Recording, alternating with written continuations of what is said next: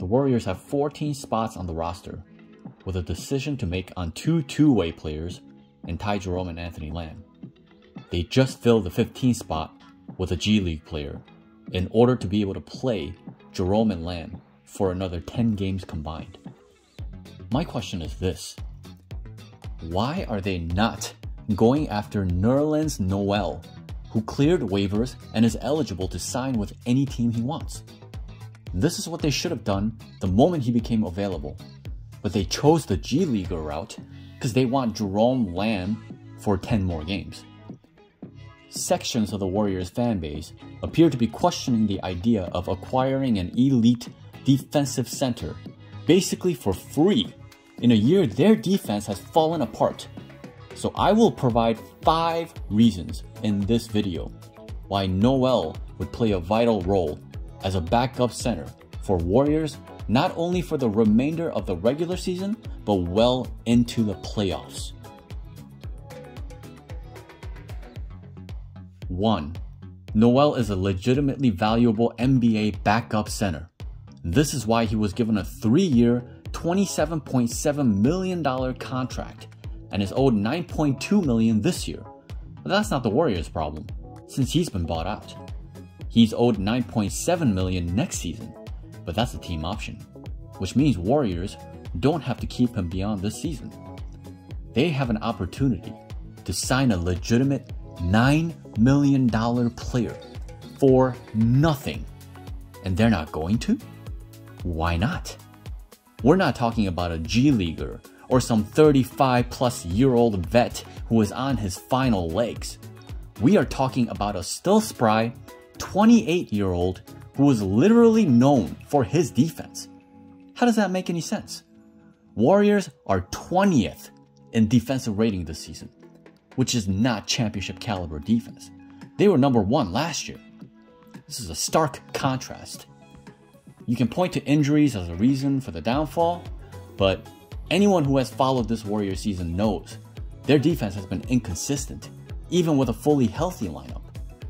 There's a reason Warriors are 20-18, even with Curry in the lineup, and defense has been a huge part of it.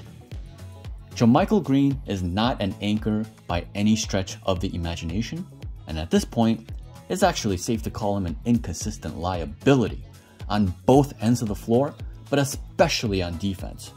He is not someone the team wants to head into the playoffs with as their next best center behind Looney. 2. Let's look at his physical attributes. Noel at 6'10 and 220 pounds isn't some stiff who can't move well on the floor. He's super active, light on his feet, with a bit of a slighter frame. Think of Otto Porter, but just taller, and one of the quicker guys at his size, even if not what he used to be earlier in his career. I would argue he can move laterally no worse than a guy like Adebayo. If you think that's an exaggeration, that's fine, but again, he's no stiff by any stretch of the imagination. I think he is capable of playing some switch defense as well for the Warriors in particular, as his overall size is actually quite similar to a guy like Looney, who is known for his ability to stay in front of smaller players. Noel may or may not be as good as Looney in that regard, but he's certainly faster and quicker than Looney as a much more gifted overall athlete. He has amazing hands, which partly explains his career 1.3 steals per game, which is exceptionally high for a big man. He's capable of stripping players in the middle of their dribble or on their way to the basket before a shot even goes up. His wingspan is 7'4", which would only be equaled by Looney on the Warriors. He would be their tallest player, he would be their most explosive rim protector with his wingspan, and he would help solve one of Warriors' biggest problems this season, which again is on the defensive side of the floor. 3. Noel would instantly provide relief for Looney, who hasn't missed a single game this season and has looked tired at various points of the season. Should Looney miss any time due to any sort of injury, Noel is a legitimate replacement option, which the Warriors essentially don't have right now. It's a very dangerous game to play. especially in the playoffs depending on the matchups. I understand that sections of the Warriors fan base, yes, I'm looking at you, Urkel, Shadow, and the various folks in Urkel spaces, and I speak to you with love. That bigs are generally unreliable come playoff time, so playing small is the way to go. And that's not untrue. But it is absolutely true that the Warriors' defense has been unreliable and essentially disconnected anytime Looney or Draymond is not on the floor. But what if you can actually pair Draymond with Looney and a different version of Looney in Noel at all times of the game? Maybe you lose a bit offensively with some of these lineups, but that's less of an issue when you play pick and roll, particularly with Noel, because he would instantly be the most elite finishing roll man who can provide great vertical spacing for the Warriors. 4. Let's look at the stats. Just 2 years ago, Noel played 24 minutes per game for the Knicks and averaged 2.2 blocks, which was the second best in the league. He averaged 0.2 point blocks more than Capella, who was the third best in blocks, despite playing 6 minutes less. He also averaged 1.1 steals. And I don't know if you've noticed, but there are not a whole lot of centers these days who are nimble enough to be great at both stealing and blocking the ball. In fact, only one center this season is averaging over 2 blocks to go with at least 1 steal per game.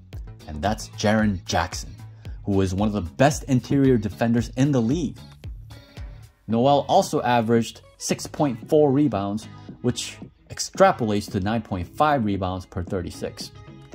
As a matter of fact, let's take a look at some of his per 36 stats. 7.5 points on 61.4% field goal, 9.5 rebounds, 1.6 steals, and 3.3 blocks. Are you kidding me? Warriors have never had a center whose defensive abilities were this versatile. Now let's look at his defensive rating. His career defensive rating is 101.4. Do you know what Draymond's career defensive rating is? Draymond, one of the greatest defensive players of all time, certainly of his generation, 102.8. Looney, 108.2. Let me repeat Nerlens Noel's career defensive rating, 101.4.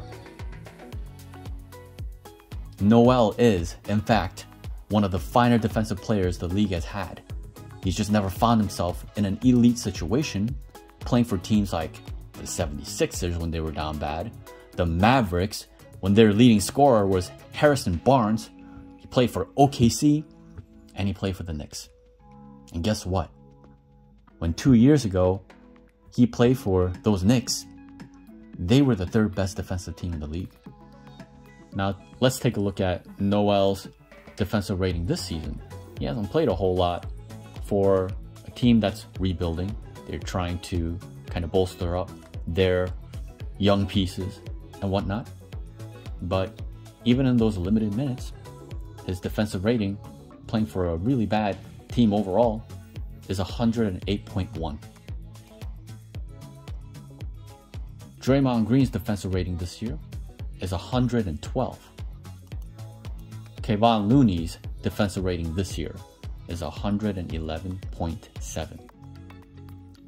Even playing for a much worse team like the Pistons, a bottom-feeding team, Nerlens Noel has a better defensive rating. 5. The combinations you can create with Noel defensively for the Warriors could be death for the league. Imagine a defensive lineup of Noel, Draymond, Wiggins, GP2, and Curry. Or if you want a little more offense, replace GP2 with Clay. Who is scoring on that team? How about Noel, Wiggins, Kuminga, GP2, and Dante, strictly as a kind of a defensive bench unit? I mean, who is scoring on these lineups? Or even Noel, Draymond, GP2, Dante, Poole, to help cover for any issues for Poole. Or Noel, Draymond, GP2, Clay, Poole, to stay sharp defensively while focusing on the offense of Poole and Clay in the stints where Curry needs a breather. There are so many possibilities, and all of these lineups are endlessly better than any combination you can think of that includes JaMychal Green or Anthony Lamb. It is not remotely close how much better Noel is defensively in comparison to these guys. Even if you think Noel and Draymond lineups would struggle due to a lack of shooting, Warriors turn to pick and roll anyway come playoff time, where Noel would be an elite lob threat and Draymond can be the passer on the 4-on-3 when Curry's on the floor. And the constant defensive pressure would automatically create easy transition opportunities. And there is no better Warriors team than a Warriors team constantly in transition. Warriors fans are trying to argue that he plays for a losing team, so why would the team be interested? But last I checked, Otto Porter Jr. wasn't doing jack squat before joining the Warriors. GP2 couldn't find a job outside of the Warriors. And Anthony Lamb is literally a two-way player, but is drenched as one of Kerr's favorite current rotation pieces. It's not about where these players are or have been. It's about how they fit with the Warriors in particular and what skills they can provide.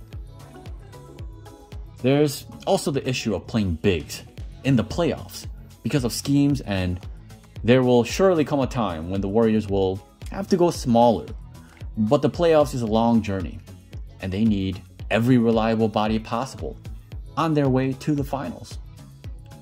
Different guys are needed in different moments and different segments of the game.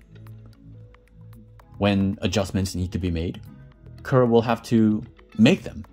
And if Noel proves to be ineffective in any given series, then he can have a seat. But first thing in order for the Warriors now is to actually make the playoffs. Most teams don't play playoff schemes in the regular season, which is why bigs are much more valuable in the regular season in general than they are in the playoffs. Warriors would benefit greatly from having Noel spell Looney.